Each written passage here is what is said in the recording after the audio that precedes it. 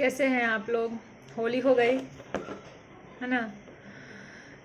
देखिए, आज की जो क्लास होगी वो विद्यालय संगठन का जो पार्ट 2 है वो होगा। निर्देशन किसको कहते हैं, इससे स्टार्ट करते हैं। निर्देशन क्या है, ठीक है। स्टार्ट करते हैं निर्देशन के लिए, ठीक है। निर्देशन निर्देशन वो कभी कभी सुनते हैं क्या कहते हैं, निर्देश देता है, निर्देश दे रहा है। वो मास्टर साहब ऐसा निर्देश दे रहे हैं, है ना। वो टीचर ऐसा निर्देश दे रहे हैं, गाइड कर रहे हैं, है ना। बोलते हैं ना, गाइड कर रहे हैं, निर्देश दे रहे हैं। तो गाइड कर रहे हैं, हमें निर्देश तो बहुत कम सुनने में मिलता है, गाइड कर रहे हैं ऑफनली सुनने में हमेशा मिलता है। अक्सर सुने जाते हैं गाइड कर रहे हैं, आप तुम मुझे गाइड कर रहे हो, तुम मुझे गाइड नहीं करो, ऐसा चीज़ें सुनने में आता है ना।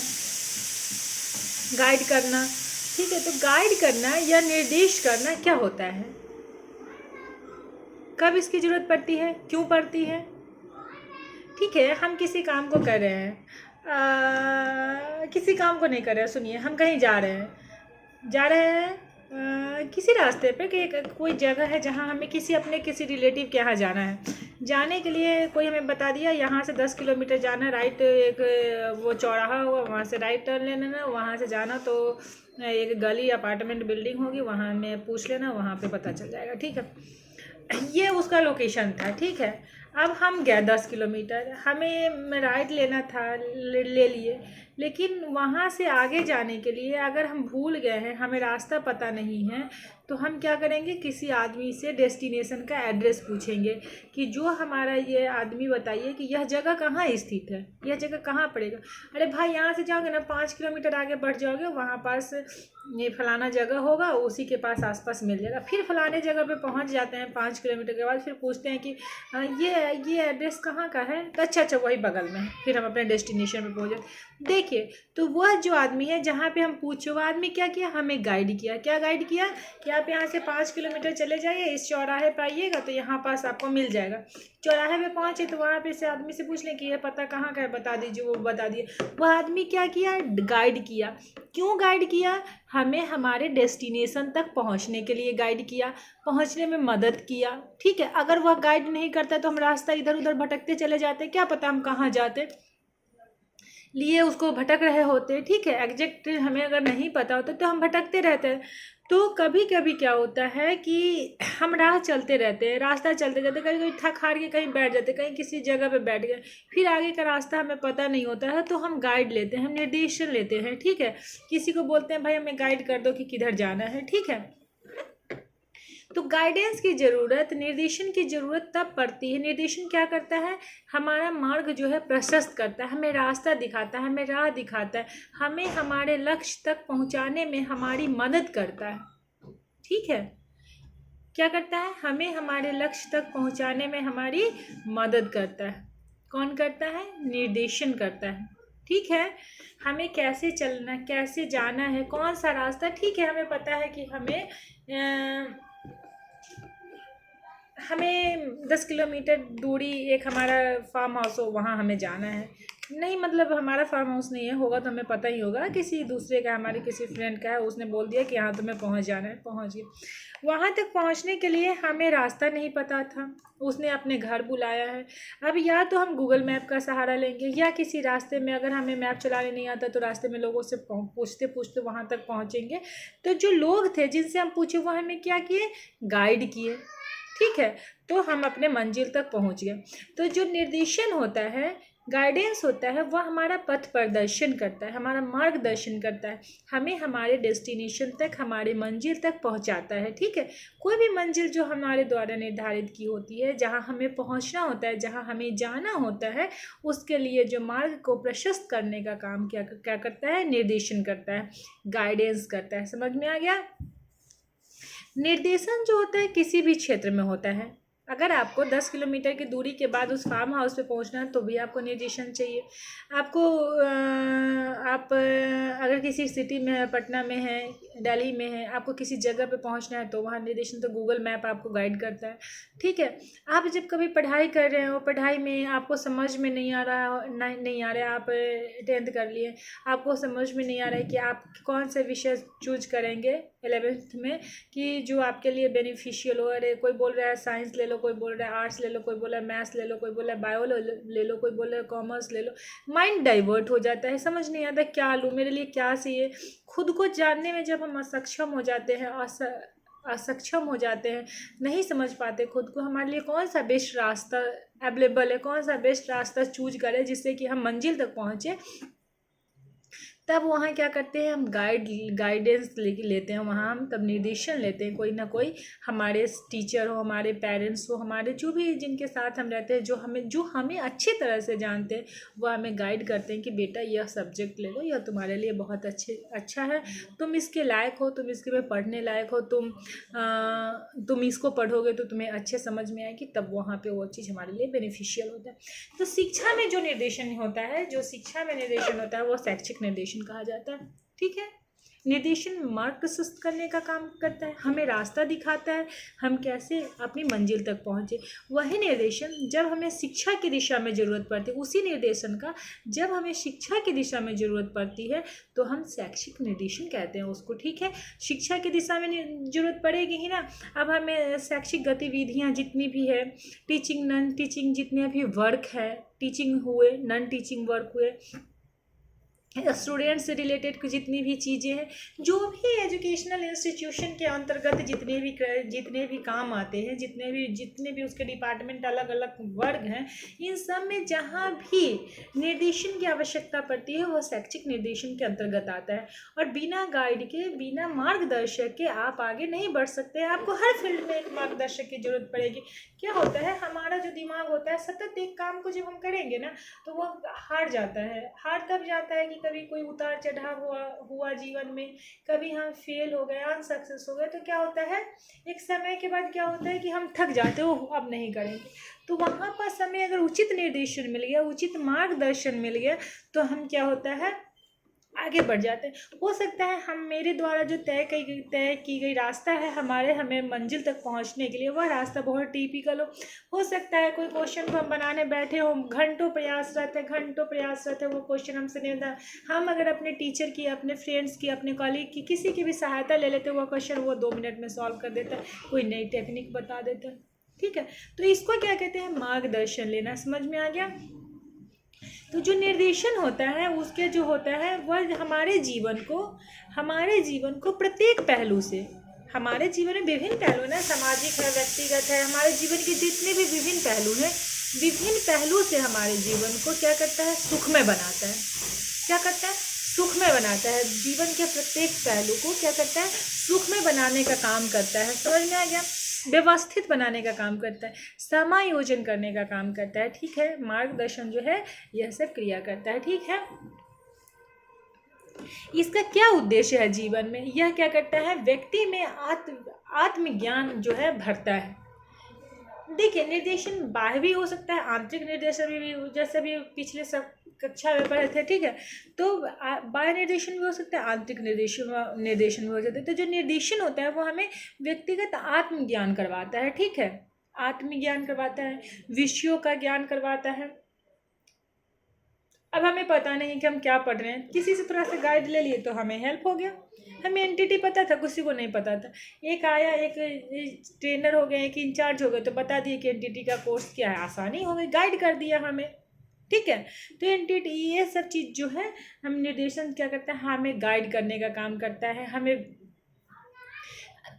जो फील्ड है, जिस फील्ड में हम जाना चाहते हैं, जिस फील्ड में हम वर्क करना चाहते हैं, उसमें क्या होता है, वह हमें पारंगत बनाने का काम जो होता है यह करता है। ठीक है, अगर हमें कोई कठिनाई आ गई, अगर हम पढ़ा रहे हैं, टीचिंग लर्निंग मेथड प्रोसेस में क्या हुआ, हमें दिक्कत आ गई, हमें समझ में नहीं आ रहा है कोई चीज़, हमें मेरे दिमाग में उसकी क्लियर ऑब्जेक्टिव नहीं है आपको क्या पढ़ाया है, तब हम बुक का सहारा ले लेंगे। बुक के सहारे से, बुक हमें एक लाइन में हमें कुछ गाइड कर दिया तो हम आपको बहुत अच्छे से बता सकते हैं, बहुत अच्छे से समझा सकते हैं, डिस्क्राइब कर सकते हैं, एक्सप्लेन कर सकते हैं।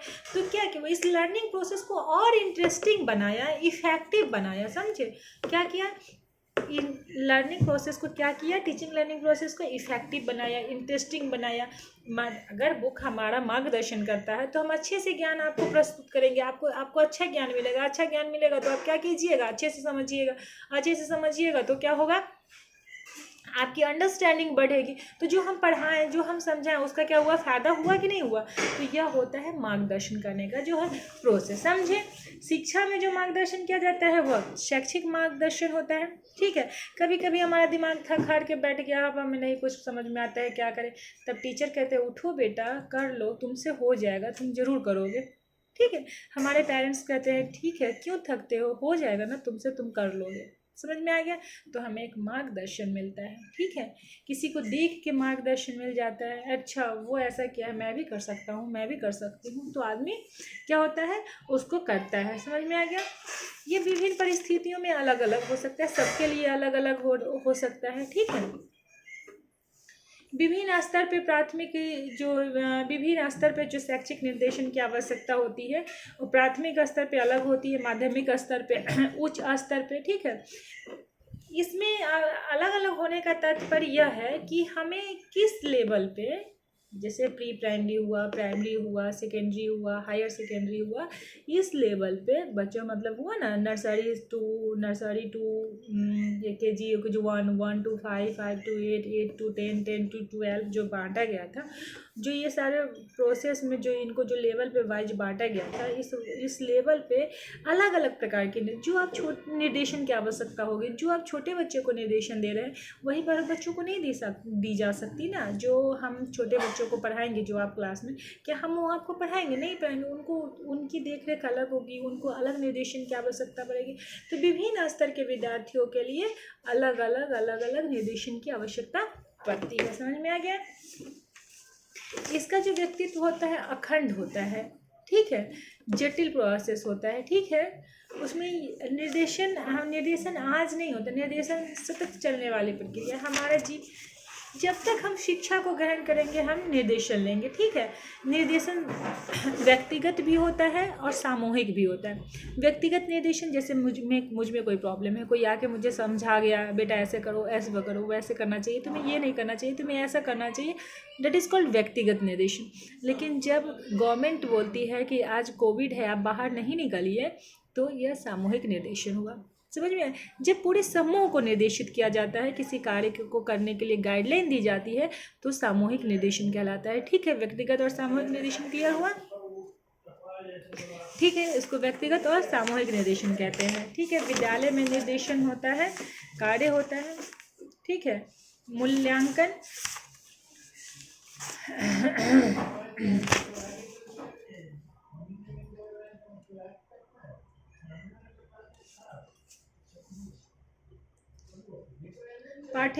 पाठ्यक्रम सहगामी क्रियाएं, को करिकुलर एक्टिविटीज, वैसी एक्टिविटीज जो स्कूल में सिलेबस के अदरवाइज करवाई जाती है। सिलेबस जो किताब में पढ़ाई गई से पढ़ाई गई, उसके अलावा जो आपसे करवाया जाता है, खेल कूद, बैडमिंटन कॉम्पिटिशन, ड्राइंग, पेंटिंग, जो भी आप पार्टिसिपेट करते हैं किसी जनरल कॉम्पिटिशन में, national level, district level, international level पे, वो सारी चीज़ें जितनी भी आती हैं को करिकुलर एक्टिविटीज में आती है। ठीक है, सांस्कृतिक कार्यक्रम वगैरह जो चलता है ये सब को करिकुलम एक्टिविटीज में आती है। देखो, मूल्यांकन क्या होता है। मूल्यांकन से बच्चों का सर्वांगीण विकास किया जाता है, उसका शारीरिक, उसका मानसिक, उसका बौद्धिक, उसका शैक्षणिक, हर टाइप का मूल्यांकन के माध्यम से विकास होता है। मूल्यांकन बताता है कि आपके ज्ञान का स्तर क्या है, आपका अंडरस्टैंडिंग पावर क्या है, आप कितना समझे हैं, आपको किस प्रकार के दिशा निर्देश की आवश्यकता है। समझ में आया। आपका अगर हम मूल्यांकन नहीं करेंगे तो हमें क्या पता चलेगा आपने कितना सीखा, आपको क्या आया। हाँ आप सीख भी पा रहे हैं कि नहीं सीख पा रहे हैं। इन चीज़ों को जानने के लिए मूल्यांकन की आवश्यकता पड़ती है। मूल्यांकन हर स्टेज में, हर लेवल के लिए सीखने की जो प्रक्रिया है, लर्निंग टीचिंग लर्निंग प्रोसेस के लिए मूल्यांकन का होना आवश्यक है। मूल्यांकन, देखिए, मूल्यांकन बताता है कि हमारी योग्यता क्या है, हमारी क्षमता क्या है, हम कितने योग्य हैं किसी चीज़ को जानने में, हम किसी चीज़ को समझने के लिए कितने उत्सुक हैं, कितनी हमें उसकी समझ है। ठीक है, और ये समझ जब हमें हमारे टीचर पढ़ा रहे हैं, हम उसको कितना समझ पा रहे हैं, हमारा कितना उससे अंडरस्टैंडिंग पावर बढ़ा, हमारे बौद्धिक कितना विकास हुआ, तो यह सब चीज़ें जो है मूल्यांकन के अंतर्गत आता है। मूल्यांकन बताता है। ठीक है, समझ में आ गया। इवैल्यूएशन प्रोसेस, इवैल्यूएशन जो होता है, पहले के मतलब जो प्रोसेस था वो ईयरली, मतलब जब हम सिलेबस की स्कूल की बात करते हैं तो ईयरली मूल्यांकन होता था, अब सीसीई आ गया, ठीक है। उसके बाद हाफ ईयरली, टर्मिनल एग्जामिनेशन, ये सारे विभिन्न प्रक्रियाओं के द्वारा बच्चों का मूल्यांकन करता है और यह देखा जाता है कि बच्चे का सर्वांगीण विकास हुआ कि नहीं। जो हमारे पढ़ाने का ऑब्जेक्टिव होता है ना, ऐसा तो नहीं है कि हम ए टू जेड दे दिए बच्चों का, बच्चा कर लिया, ठीक है। बच्चे का सर्वांगीण विकास का मूल्यांकन जो है, वह मूल्यांकन वह स्कूल की जो टीचिंग लर्निंग, स्कूल की जो करिकुलम है उसमें निर्धारित की गई है। तो हम मूल्यांकन के माध्यम से उसके सर्वांगीण विकास का टेस्ट करते हैं, जानने की कोशिश करते हैं कि बच्चा कहाँ है, उसे किन चीज़ों की आवश्यकता है। समझ में आया? वो समझ रहा है कि उसको कहीं और ले जाया जाए, ठीक है। तो इस तरह से बच्चों का मूल्यांकन का विभिन्न क्षेत्र है, ठीक है। लिखित परीक्षा होती है, मौखिक परीक्षा होती है, लघु उत्तरीय, अति लघु उत्तरीय, सब तो जानते ही हैं, ठीक है।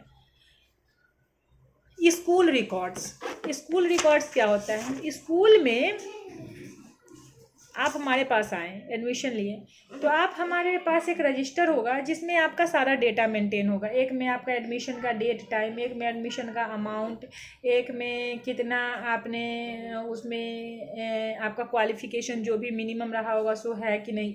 उसके बाद आपका आप किसी एग्ज़ाम को पास किए हैं, उस एग्ज़ाम का आपका पेरेंट्स का रिकॉर्ड, आपका एकेडमिक की जितनी भी आपके जो अभी तक क्लास में किए हैं उन सब का रिकॉर्ड, ठीक है। तो ये सारी, ये स्टूडेंट से रिलेटेड जितनी भी डेटा स्कूल में करवाई जाए, जितना भी क्रियाकलाप स्कूल में करवाया जाता है, उसका कहीं ना कहीं एक रिकॉर्ड मेंटेन होता है। तो वह रिकॉर्ड जो होता है क्या होता है, भविष्य, बच्चे के भविष्य के लिए उपयोगी होता है। आगे उसी रिकॉर्ड से बच्चा आगे बढ़ता है, तो हर स्कूल क्या करता है, उसको संभाल के रखता है। अभी हमारा मार्कशीट यूनिवर्सिटी में पड़ा है, तो यूनिवर्सिटी उस मार्कशीट को फेंकेगा नहीं, उसको संभाल के रखेगा, कब हमें ज़रूरत पड़ेगी हम जाके कब ले लेंगे। तो इसलिए वह सारे रिकॉर्ड को यूनिवर्सिटी क्या करता है, मेंटेन करके, स्कूल क्या है, मेंटेन करके रखता है अभिलेख को, ठीक है। रिकॉर्ड्स को समझ में आ गया। उसमें बच्चे के सारी उसकी सफल असफलता, कितना वो अचीव किया, कौन से मेडल मिला, कहाँ उसके किसने कौन सा प्रोजेक्ट पे काम किया है, उसकी जितनी भी एक्टिविटी स्टूडेंट द्वारा स्कूल में कराई गई है वह इसमें रखा जाता है। समझ में आ गया? उसके बाद देते हैं इंस्पेक्शन होता है स्कूल में। देखते हैं ना, आज आ गया इंस्पेक्शन के लिए, वो सब टाइट रहेगा एकदम से। उसके बाद देखिएगा कि सब सीधा सीधी अजीब सा प्रोसेस होता है जब इंस्पेक्शन के लिए बाहर से लोग आते हैं, निरीक्षण करने के लिए। तो औचक निरीक्षण, किसी भी समय पर पहुंच जाएंगे निरीक्षण के लिए। समझ में आया? उसमें क्या करेंगे, देखेंगे कि कौन सा टेबल बेंच सही नहीं, इंफ्रास्ट्रक्चर सही है कि नहीं है, इसका रिकॉर्ड मेंटेन सही है कि नहीं है, स्टूडेंट का क्लासरूम सही है कि नहीं, टीचर सही है कि नहीं, टीचर्स ऑन टाइम है कि नहीं है, स्कूल टाइमली चल रहा है कि नहीं चल रहा है। यह सब चीज़ों का जो निरीक्षण होता है, यह सब चीज़ों का जो इन्वेस्टिगेशन होता है उसको क्या कहते हैं, निरीक्षण कहते हैं, ठीक है। आ जाते हैं, आराम से चेक कर लेंगे। आज की उम्मीद तो सब अधिकारियों का जय श्री राम है। देखते हैं मिड डे मील का आ जाता है किसी किसी दिन निरीक्षण करने। तो ये सब होता है, ठीक है। राज्य स्तरीय, जिला स्तरीय, अलग अलग स्तर पे निरीक्षण होता है, ठीक है। कोई भी कर सकता है निरीक्षण, प्रिंसिपल के माध्यम से भी होता है स्कूल में। रैंडम प्रिंसिपल ऑफिस में बैठे हैं, चल दिए क्लास 4 में, देखने की क्या पढ़ा रहे हैं। टीचर हो सकता है उसमें करके सो रहे होंगे या फिर पढ़ा रहे होंगे, तो टीचर फिर प्रिंसिपल फिर उसमें देखेंगे, है ना। तो ये सारी निरीक्षण होती है, ठीक है। निरीक्षण जो होता है, अगर निरीक्षण ईमानदारी से किसी भी कार्य का निरीक्षण, चाहे आप अपनी पढ़ाई का कीजिए, सेल्फ निरीक्षण कीजिए, या बाहरी वातावरण में आप कहीं भी एज ए इंस्पेक्टर कहीं जा रहे हैं निरीक्षण करने, तो अगर आप निरीक्षण करते हैं और निरीक्षण ईमानदारी से होगा, तो जिस कार्य का निरीक्षण किया गया है वह कार्य लाभदायी होगा। लेकिन आज के युग में तो है ही नहीं, पैसा से सब काम बराबर चलता है। क्या चलता है? पैसा से सब काम बराबर चलता है, पैसा दीजिए काम खत्म कीजिए, है ना। तो बेईमानी हो रहा है ना, आप लोग नहीं कीजिएगा,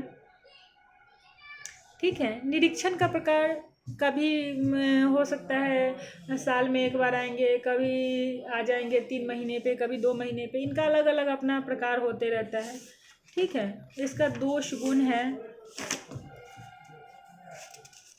देखिए, सुपरविजन, पर्यवेक्षण जो होता है, सुपरविजन जो होता है, किसी चीज़ को सुपरवाइज करना होता है। क्या करना होता है? सुपरवाइज करना पड़ता है। सुपर मतलब विशिष्ट क्या होता है ना, सुपर विशिष्ट, विजन मतलब दृष्टि। सुपर विजन मतलब होता है जिसके पास विशिष्ट दृष्टि हो। सुपरविजन मतलब नहीं, सुपरवाइजर मतलब विशिष्ट दृष्टि। सुपरविजन करने वाला को कहते हैं सुपरवाइजर। तो सुपरवाइजर को कहते हैं जिसके पास विशिष्ट दृष्टि। इंस्पेक्शन जो हुआ, देखिए इंस्पेक्शन निरीक्षण, इंस्पेक्शन जो हुआ वह कैसे हुआ, आ गए स्कूल चल रहे हैं, रनिंग स्कूल में आ गए, आके देख के इधर उधर घूम फिर लिए, देखे सब में डर व्याप्त हो गया, सब डरा डरा से सहमा सहमा से सब सारे स्कूल में जितने भी टीचर स्टाफ स्टूडेंट सब पूरे teaching non teaching staff straight inspection करने के लिए आ गए। अब सुपरविजन करने के लिए आएंगे तो क्या करेंगे, आए प्रिंसिपल साहिबा स्कूल में आए, घूमते घूमते देखिए अच्छा ये बेंच टेबल सही नहीं रखा है, अच्छा इसको रखना चाहिए, अच्छा टीचर ऐसे पढ़ा रहे हैं तो इसमें ये सब पढ़ाने के मेथड में इतनी त्रुटि है तो इसको इस तरह से सुधारा जा सकता है। वो पॉजिटिव डायरेक्शन में ले जाते हैं। काम दोनों ने वही किया, देख रेख किया, लेकिन इंस्पेक्शन के माध्यम से क्या हुआ, इंस्पेक्शन क्या किया, जो निरीक्षण है वह क्या किया, मन में भय उत्पन्न किया, आया देखा रनिंग कार्यक्रम में जो देखा उसको राइट डाउन करके चला गया। सुपरविजन में क्या किया कि जो रनिंग कार्यक्रम चल रहा है उसको और मॉडिफिकेशन कैसे किया जा सकता है, उसको और उच्चतर लेवल पे कैसे ले जाया जा सकता है, दैट इज कॉल्ड सुपरविजन।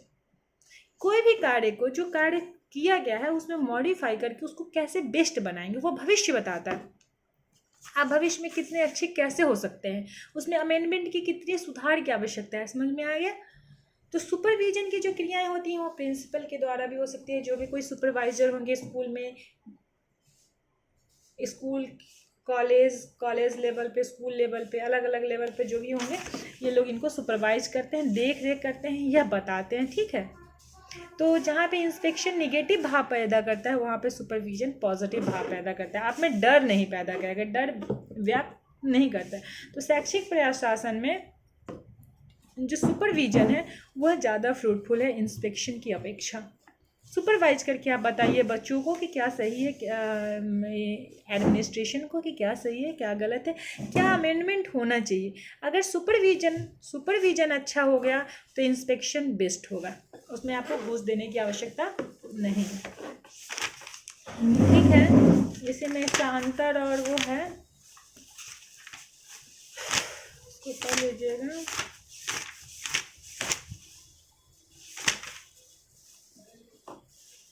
शैक्षिक पर्यवेक्षण में ये जो देखिए जो क्या बोलते हैं सुपरविजन होता है उसकी अलग अलग स्थितियां होती है, उसको पढ़ लीजिएगा। विद्यालय भवन, विद्यालय जो कार्यक्रम जहाँ विद्यालय चलता है उसी के अंतर्गत जो भवन निर्माण होती है, ऐसा भवन जहाँ पे स्कूल है, जहाँ पे पढ़ाई लिखाई का कार्यक्रम हो, पढ़ाई लिखाई से रिलेटेड जितने भी डॉक्यूमेंट रखा हो वह विद्यालय भवन कहलाता है, जहाँ पे टीचर हो, स्टूडेंट हो, ठीक है।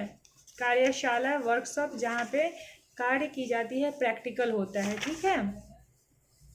म्यूजियम एक ऐसी जगह का नाम है जहाँ पे आपके नॉलेज से रिलेटेड विभिन्न प्रकार की तस्वीर, डॉक्यूमेंट्री, आर्टिकल्स, फोटोज वगैरह जो हो, जहाँ इकट्ठा हो, जो आपके ज्ञान के वर्धन में, ज्ञान के वृद्धि में सहायक हो, that is called school museum, ठीक है। पुस्तकालय जहाँ पे हम पढ़ाई करते हैं। समुदाय विद्यालय संगठन के अंदर में पढ़ गए हैं, ठीक है। समुदाय जहाँ पे जिस समाज में हम रहते हैं उसका विद्यालय पे प्रभाव पड़ता है कि नहीं, बहुत प्रभाव पड़ता है। जिस समाज में हम रहते हैं उसका ही प्रभाव हमारे विद्यालय पे पड़ता है। हमारे शिक्षकगण जो होते हैं वो उसी आसपास के वातावरण के होते हैं, उसी आसपास के हमारे स्टूडेंट होते हैं। तो ओवरऑल जो विद्यालय संगठन है वह क्या है, समाज का एक महत्वपूर्ण अंग है। समाज जैसा है उसका प्रभाव उसके विद्यालय पे पड़ेगा ही, चाहे आप कहीं से भी उठा के प्रिंसिपल ले आइए, कहीं से भी उठा के टीचर ले आइए, लेकिन अगर लोकल टीचर नहीं रखेंगे तो वह लोकल इन्वायरमेंट को नहीं समझ पाएगा, वह सक्सेस नहीं है। बच्चा कहाँ का है, लोकल ही बच्चा आएगा ना।